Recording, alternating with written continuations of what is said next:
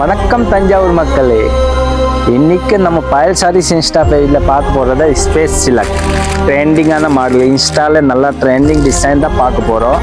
அதில் பார்த்தீங்கன்னா 6 colours available இருக்குது. எல்லா கலருமே சூப்பர் கலரு, ரொம்ப சூப்பர் கலர் தான். பாருங்கள், ட்ரெண்டிங் மாடல் தான் இது. இன்ஸ்டாவில் நல்லா ட்ரெண்டிங்காக போயிட்டு இருக்க டிசைன் தான்.